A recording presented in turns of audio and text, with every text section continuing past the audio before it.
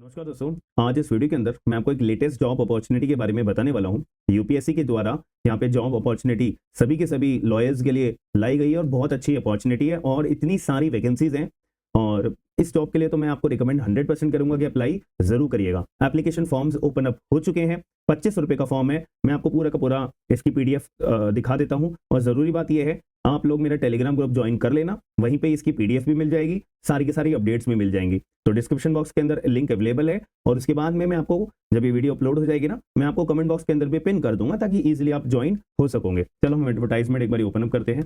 ये सामने आपको स्क्रीन के ऊपर एडवर्टाइजमेंट दिखाई दे रहा होगा। यहाँ पे क्या बोला गया है कि 100 वैकेंसीज है। ये देखो साफ लिखा हुआ है 100 वैकेंसी हम दे रहे हैं। बट मैं किस चीज के लिए बात कर रहा हूँ यहाँ पे, पोस्ट का नाम क्या है, examiner of trademark and geographical indication. ये ना जॉब की अपॉर्चुनिटी बहुत टाइम पहले से नोटिफाइड थी, लेकिन अपडेट नहीं कर रखे कि मतलब ऑफिशियल नोटिफिकेशन नहीं निकाली हुई थी अभी। ये कम से कम 2 या 3 महीने से पहले से नोटिफाई कर रहे थे कि हम ये वाली पोस्ट लाएंगे लाएंगे लाएंगे। तो मैं आपको ऑफिशियल वीडियो में ये पहले नहीं बता सकता था, वरना आपके मन में आता सर आपने तो बोला था और अभी तक तो आई नहीं है, इसीलिए।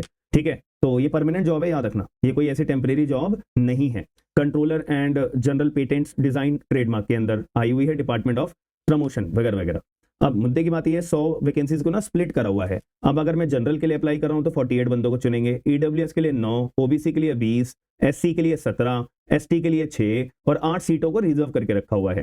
ठीक है, ओवरऑल अगर हम कैलकुलेट करें 100 वैकेंसीज के ऊपर 100 वैकेंसीज यहाँ पे कंसिडर करी जाएंगी।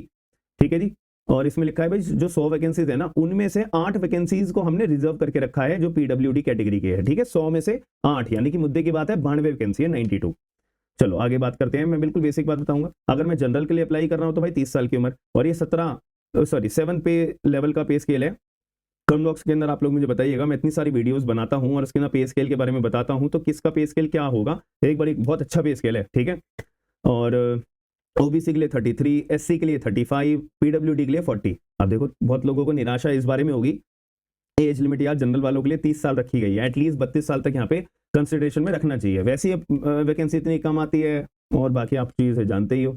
ठीक है, इसमें रिक्वायरमेंट क्या है भाई, एलएलबी की डिग्री आपके पास होनी चाहिए, प्लस आपके पास 2 साल का एक्सपीरियंस होना चाहिए। अब यहाँ पे एक्सपीरियंस हमसे क्या मांगा हुआ है भाई, आपने कोर्ट केस का काम करा हो एंड अदर लीगल मैटर्स। ठीक है, मतलब कि आपका मान लेते हैं 2022 में अगर आपने एलएलबी कर ली है, प्लस आपने बार काउंसिल के अंदर मैं बार काउंसिल के अंदर अगर मैंने 2022 में एनरोलमेंट करा लिया है तो 22 से 23 1 साल, यानी 22 से 23 मेरा 1 साल हो गया, और 23 से 24 तक मेरा 2 साल हो गए, 24 से 25 मेरे 3 साल, और यहाँ पे मांगे कितने हैं 2 साल। तो मैं एलिजिबल हूं। मैं एग्जांपल के रूप में बता रहा हूं आपको, जिसने 2020 में ही एलएलबी कर ली होगी और बढ़िया है, 5 साल तक की आपकी एक्सपीरियंस काउंट हो जाएगा।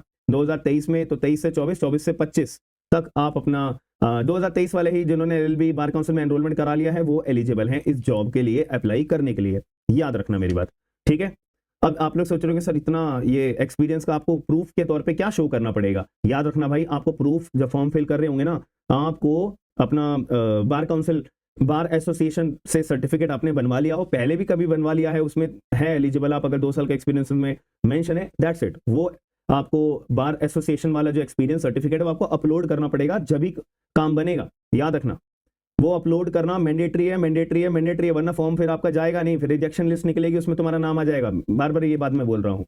ठीक है, और यहाँ पे लिखा है भाई क्वालिफिकेशन रिलैक्सेशन भी रिलैक्स भी हो सकती है, बट इस बात पे भरोसा मत करना, क्योंकि यार कैंडिडेट्स इतने सारे होंगे फॉर्म फिल करने वालों के लिए, तो यूपीएससी के बाद टाइम नहीं बचेगा कि हाँ भाई तुम्हारे को हम रिलैक्सेशन देंगे, नहीं देंगे वो, याद रखना। ठीक है, वो सीधा लिस्ट निकाल देंगे। तो अपने आप को पहले से ही सेफ साइड में रख के चलना पड़ेगा। आजकल कंपटीशन बहुत ज्यादा है। और यहाँ पे बोला है कि भाई देखो जिसके पास मास्टर्स डिग्री है ना, आईपीआर के अंदर बोला है यार। ठीक है, तो मास्टर्स डिग्री अगर किसके पास है, आईपीआर में नहीं है, तो ये आपके लिए रेलेवेंट पॉइंट नहीं है। आईपीआर वाले मास्टर्स डिग्री वालों के लिए ऑल द बेस्ट, याद रखना। अब आपकी ड्यूटी क्या होगी, ये वाला पोर्शन पढ़ना जरूरी होता है, क्योंकि जब आपका इंटरव्यू होगा ना तो वो यही चीजें जज करेंगे, क्योंकि पेपर में क्या आता है क्या नहीं आता उसके लिए आपने मार्क्स लिया है, वो जज कर लिया। अब मुद्दे की बात है कि बंदे को हम अपना हायर करेंगे तो भाई इसको जो हमने ड्यूटीज मांगी हैं इसको कुछ अता पता है इस बारे में या नहीं, याद रखना मेरी बात। तो एग्जामिनर का आप एज अ ट्रेडमार्क एग्जामिनर, अरे ट्रेडमार्क एग्जामिनर, ट्रेडमार्क का काम क्या होता है, आईपीआर का अपना दिल्ली के अंदर द्वारका में जाओगे, वहां पे आईपीआर का ऑफिस है। ठीक है, तो सबसे पहले तो ऑनलाइन एप्लीकेशन डलती है, फिर उसका ऑब्जेक्शन आता है। ऑब्जेक्शन अगर सॉर्ट आउट हो गया वहीं पर उसी स्टेज पर ही तो बढ़िया है, अगर सॉर्ट आउट नहीं होता है फिर उसकी हियरिंग होती है। ठीक है, तो ये जो ऑब्जेक्शन या फिर ऑनलाइन एप्लीकेशन को स्क्रूटिनिटी करने का काम एक एग्जामिनर का होता है, याद रखना मेरी बात। तो ये आप लोग करोगे, मतलब जो सिलेक्टेड व्यक्ति होगा। परमानेंट जॉब होती है। अगर दिल्ली में आते हो तो आपको द्वारका ही पोस्टिंग मिलेगी, याद रखना, सारा का सारा काम द्वारका से ही होता है, ठीक है। बाकी अदर स्टेट्स में आपको जहां जहां प्लेस करे जाएंगे वो अलग बात है, कि 100 बंदों को चुन रहे हैं भैया, ठीक है। तो ये इन चीजों के बारे में आप पढ़ लीजिएगा। और as such under the superintendence and direction of the registrar he examine the application. देखो मैंने क्या कहा था, एप्लीकेशन जो सबमिट होंगी वो आपको एग्जामिन करनी होगी, रिस्पॉन्स के लिए ऑब्जेक्शन रेज करने होते हैं, फिर हियरिंग होती है, ये सारे काम आपके होंगे। Further as per the direction of the registrar वगैरह वगैरह, बस वही काम है। ये एडमिनिस्ट्रेटिव और क्वासी जुडिशियल काम होता है। क्वासी जुडिशियल कब होता है, जब अपनी हियरिंग होती है, जब मैंने आपको पहली प्रोसीजर बता दिया। इसके अलावा यही 3 प्रोसीजर होते हैं और कुछ नहीं है आईपीआर के काम में। अब जिसने भी अगर वकालत भी करनी है ना, इसके अंदर आईपीआर के अंदर बहुत बढ़िया है, ठीक है, बहुत अच्छा स्कोप है, मानो या ना मानो, सच्चाई में, ठीक है। और ये ग्रुप बी गैजेटेड पोस्ट आपको दी जाएगी, 2 साल का आपको प्रोबेशन पे रखेंगे, परमानेंट जॉब है, यहाँ पे लिखा हुआ भी मैं बताऊंगा, ठीक है। ये देखो लिखा है ना, परमानेंट जॉब है आपकी, है कोई टेम्परेरी नहीं है, 2 साल का प्रोबेशन होता है, फिर नई दिल्ली या फिर अलग अलग जगह पे आपको प्लेस कर देंगे। चलो अब इसका एप्लीकेशन फॉर्म मैं आपको दिखा देता हूँ भाई, कब से कब तक भरने हैं। 13 दिसंबर से इसके ऑनलाइन एप्लीकेशन स्टार्ट हो चुकी है और 1 जनवरी 2026 तक आपको फॉर्म भर देना है, शाम के 6 बजे तक। लोग 12 बजे से पहले का फॉर्म का सोच के बैठते हैं, बट याद रखना 6 बजे बंद हो जाता है। तो पहले के पहले, जब तक आप तक मेरी ये वीडियो पहुंच रही है तो आप देख लेना। अब मुद्दे की बात आपके मन में एक आ रही होगी, सर इसका एक बात बताओ ना, एग्जाम होगा नहीं होगा? भाई ये पता नहीं है, नोटिफिकेशन में साफ लिखा हुआ है कि भाई हम एग्जाम कंडक्ट कराएंगे, हमें भी नहीं पता, हम नहीं कराएंगे, हमें भी नहीं पता।